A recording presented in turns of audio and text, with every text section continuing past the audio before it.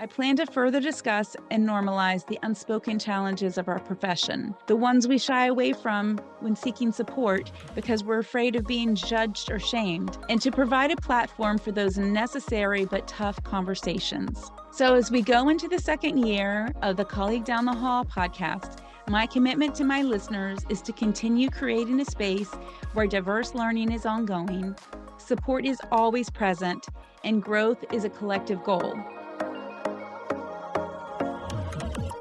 Welcome to the Colleague Down the Hall podcast. This episode is sponsored by the Collab Oasis Clinical Consultation Groups.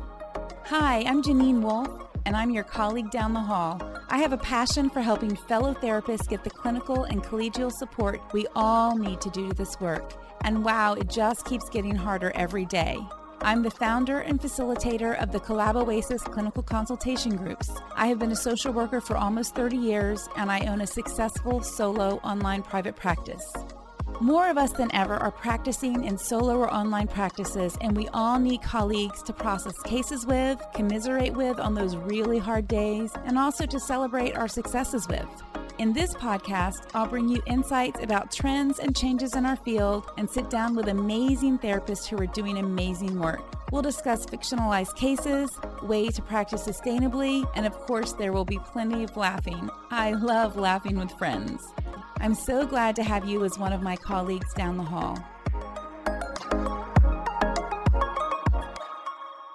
Hello, everyone. You are listening to another episode of the Colleague Down the Hall podcast. I'm your host, Janine Wolf, and I'm thrilled to share that it's been a whole year since I began the Colleague Down the Hall podcast. Today's episode is all about reflecting on the inaugural year, the insights we've gained, which have been so rich for me and hopefully for you as well. In reviewing the episodes over the past year, I was happy to find that I met my primary goal of this podcast, which is having discussions that consistently circle back to the foundational virtues of kindness, collaboration, learning about ways therapists show up and do this work, embracing diversity, affirming and normalizing aspects around the way our work as therapists impacts us as human beings, and the value of supportive, constructive feedback within our professional community. It's even more clear to me, and hopefully to you as well, that these virtues aren't just niceties, but essential pillars that uphold our professional and personal well-being. Learning from the vast knowledge and experience of our colleagues, supporting all of our colleagues, and fostering an environment which encourages positive and healthy growth in the field of psychotherapy is at the forefront of every training, podcast episode, email, and most importantly, my Collab Oasis clinical consultation group. Our profession is full of complexities which necessitate a balance between empathy, experience, and expertise. Let me repeat that. They necessitate a balance between empathy, experience, and expertise. I sadly hear from others that there are a lot of really awful therapists out there. If that is in fact true, one of the greatest services we can provide for one another as therapists is shared learning, the affirmation and normalization of the challenges that we face in our work, and resources to help each other grow. There are so many areas of our work which we were not prepared for in our graduate studies. Combining this with the spaces out there that seem to foster or at least allow judgment and shame will only prevent struggling therapists from reaching out for continued learning and support. Discussing aspects such as the need for ongoing professional training, struggles with progress notes and imposter syndrome, and the intersection of personal life with professional responsibilities is not just helpful, it's essential for helping foster shared growth in our profession and individual practices. After all, it's in all of our best interests to help each other do the very best work that we can. So I'd like to further highlight these important virtues, which will continue to be guiding posts for all of the ways we can support other therapists and the ways I will personally continue showing up. Over and over, kindness has emerged as more than just a nicety. It's a powerful force that enables us to create supportive atmosphere within various circles where our colleagues gather. It's a shared language that moves beyond professional boundaries, reminding us that though our client approaches and client populations may vary, our core objective of facilitating healing is the same. Collaboration has been at the core of this podcast, allowing us to grow through shared knowledge and experience. I've seen firsthand how collaboration not only strengthens individual practices, but also fortifies the collective impact we have on the mental health care in our world. And if you want to see some amazing examples of this, please check out the episodes that are fictional case consultation groups where we collaborate, share ideas, and support each other in the work that we're doing through discussing fictionalized cases about aspects that we face in our field that we don't necessarily have training or experience to manage. As you know, constructive supportive feedback is another passionate theme of mine in all aspects of my professional endeavors to support other therapists. It's about nurturing growth, fostering resilience, and encouraging innovation among peers. It steers us away from the destructiveness of judgment and shame, fostering an environment where vulnerability is not only safe, but valued. In fact, benevolence, support, and respect are at the very foundation of the Collaboasis consultation groups I founded in 2020. Continued education is another way we can grow and feel energized in our work. And that doesn't mean just showing up for free trainings that will meet your requirement for continued education, but actually taking courses,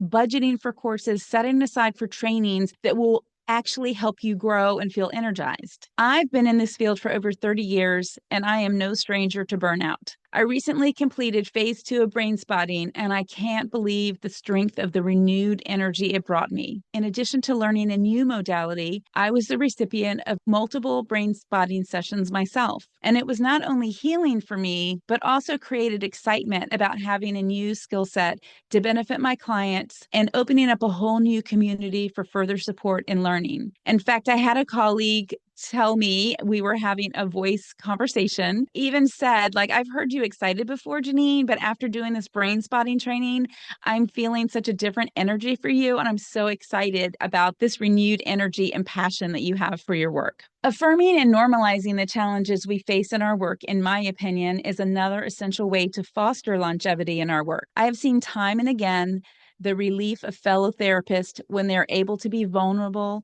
to get support about a mistake they feel they've made with a client, a fear around being judged for imposter syndrome or being behind on their progress notes, or having a client they work well with but don't really like, which does happen, or discussing the impact of burnout in their work. This is huge, and it's something that I continue to create space for in this podcast, as well as my membership and other professional endeavors, and that's something that I will continue to do as well. Promoting inclusivity is another area that I will continue to embrace. I've seen the power of this in my own journey as a neurodiverse human. I've also seen Collaboasis members of marginalized, vulnerable communities getting support around their lived experiences, and how it not only supported that therapist, but enlightened other group members about what others face in their lives and in their work. And we all benefit when we get exposure to other people's experiences in their work and in their lives. As I look at my goals for year 2, I will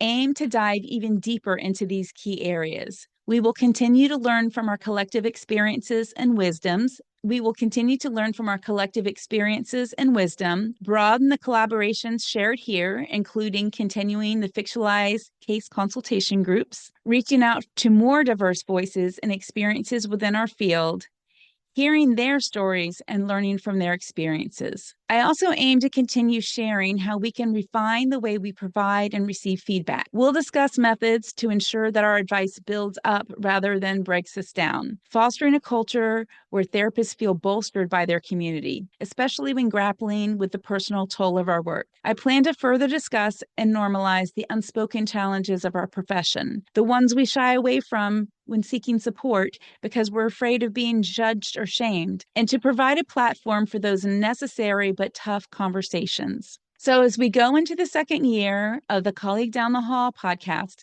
my commitment to my listeners is to continue creating a space where diverse learning is ongoing, support is always present, and growth is a collective goal. Together, let's step into another year of affirming and normalizing the intersection of our professional work and our personal experiences as human beings who happen to also be therapists. Thank you for your support and cheers to another year of growing together. I couldn't be doing this without you. For everyone listening, there are new episodes of the Colleague Down the Hall podcast released every Thursday on all major platforms.